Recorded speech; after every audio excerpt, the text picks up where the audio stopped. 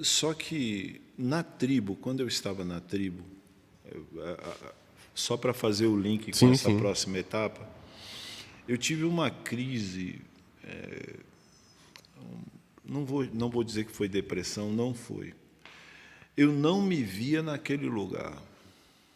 E interessante, eu fiz todo o meu treinamento para chegar àquele momento ali, né?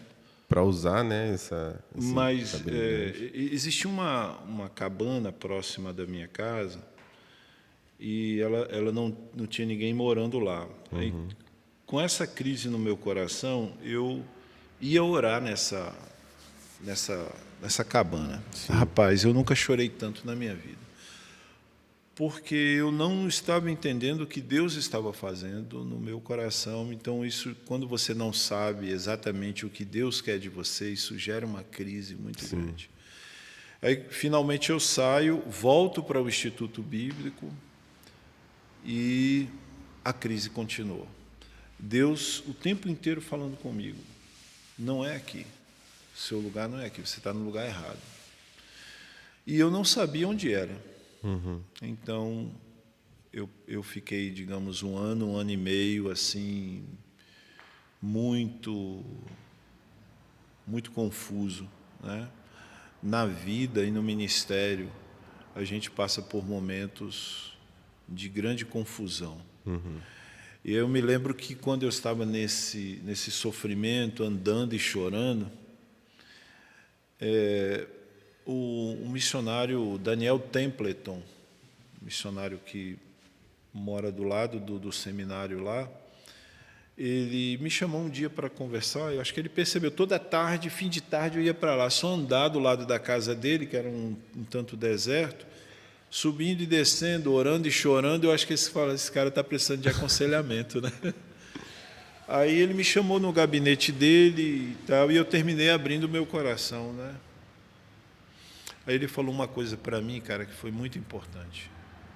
Eu falei da minha confusão. Ele disse assim: olha, esse tempo você precisa descansar em Deus.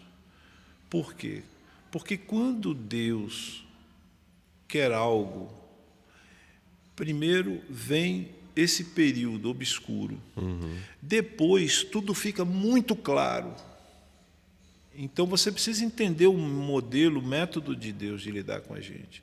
Então você está na primeira fase. Não tente acelerar esse processo. As coisas se tornarão claras no meio das trevas. Pronto. Aquela palavra eu guardei no meu coração e fiquei esperando a resposta de Deus, qual era a orientação de Deus. Não demorou 6 meses, os céus se abriram, né? Eu recebi um convite para ser pastor aqui na primeira igreja batista bíblica, em Vitória da Conquista, onde eu já havia, acho que, pregado 1 ou 2 vezes. Na época, o pastor era o pastor Gerson Rocha, pastor Infante era o vice dele, né? E eu ainda segurei esse convite, uma carta convite, durante uns 6 meses, orando: Senhor, se é isso mesmo, né? E, finalmente, Deus confirmou no meu coração. Então eu vim para cá. Minha esposa é daqui, né? A Meire, ela é aqui de Vitória da Conquista, é conquistense. E nós viemos aqui, pastoreamos a igreja aí junto com os 2 pastores durante 4 anos e meio. Após os 4 anos e meio, nós ficamos sem igreja. E eu me lembro que quando você fica sem igreja e 3 filhos pequenos para cuidar, Ainda mais ministério integral, né? exatamente, né? Eu saí de um salário confortável para nada, né? Mas o pastor David Thompson aqui, acho que você conhece o pastor David Já ouvi Thompson, falar. já ouviu falar. Nessa fase em que eu estava também sem rumo, né? eu sempre pensei, a minha mulher deve estar, coitada, numa confusão, porque todo lugar que a gente vai não é aqui. Passa um pouco tempo, não é aqui. Vamos seguindo. E eu me lembro que o pastor David Thompson falou, rapaz, ore, peça a Deus direção e tal. Eu comecei a orar, e uma igreja lá em Jacutinga, não mais no seminário, não era o seminário, mas era no mesmo município, né? Um pastor americano me convidou para ficar um ano lá pastoreando, enquanto ele estava nos Estados Unidos. Aí lá vou eu com a minha família, mala e cuia, para a cidade de Jacutinga, onde cuidamos lá nos apaixonamos, inclusive, muito por aqueles irmãos. Eram talvez 25, 30, não me lembro agora, pouca gente. Mas, depois de um ano, nós viemos de férias para a Conquista. E eu estava na sala da casa de meu sogro, orando, e a voz de Deus me dizendo, você não vai voltar para Jacutinga, seu lugar é aqui. E, finalmente, eu pude ouvir a voz de Deus claramente me dizendo, seu lugar é aqui.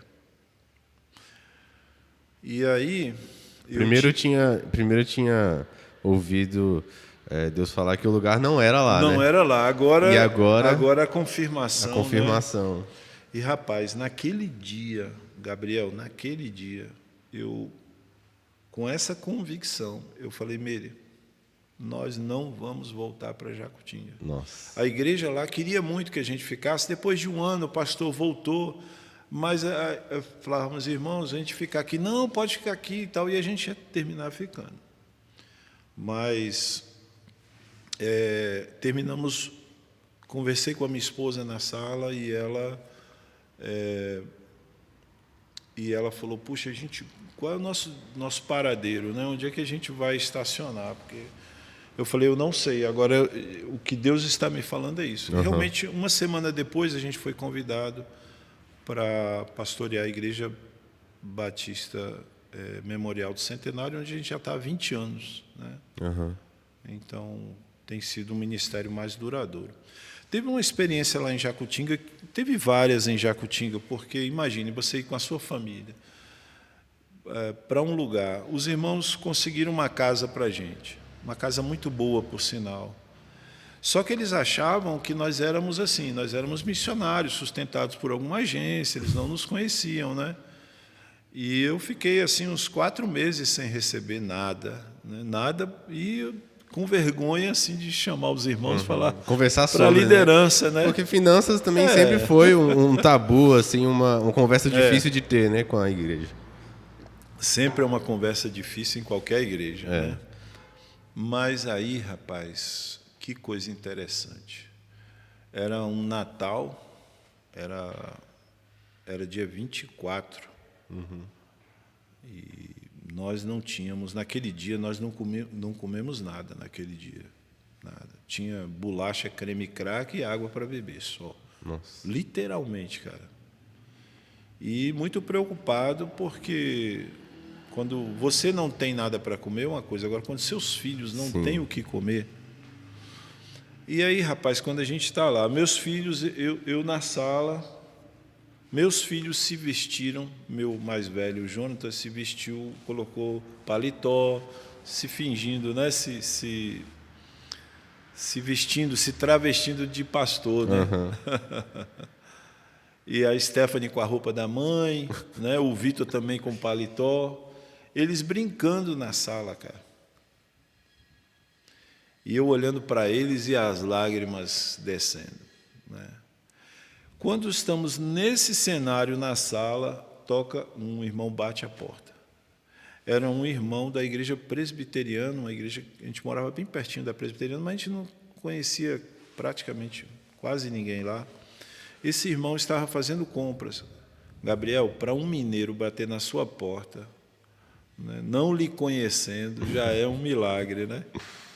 E aí esse irmão, ele chegou lá e falou, o senhor que é o pastor da Igreja Batista, recém-chegado? Eu falei, sou e tal. Ele falou, olha, eu estava fazendo umas compras ali no supermercado, o supermercado era bem pertinho. Ele falou, eu estava fazendo umas compras, mas uma voz dentro de mim dizia, leve compras para aquele pastor. E esse cara encheu o carrinho e trouxe as compras. Nas compras vieram uma cesta de Natal. A época de Natal, né? Rapaz, olha, sabe, Gabriel, não é em si não é o milagre. Uhum. É assim, Deus te dizendo, eu estou cuidando de você. Né? Essa era a mensagem. Não fique preocupado, eu estou cuidando de você. Então, essa história marcou bastante a gente. Né? Descansamos em Deus. Tempos depois a igreja começou a nos ajudar com um salário, 2. Uhum. Mas ali a gente tinha certeza de que era Deus que estava nos sustentando. Então, viemos para a Conquista, estamos na igreja lá há 20 anos, cara. Um tempinho já, hein?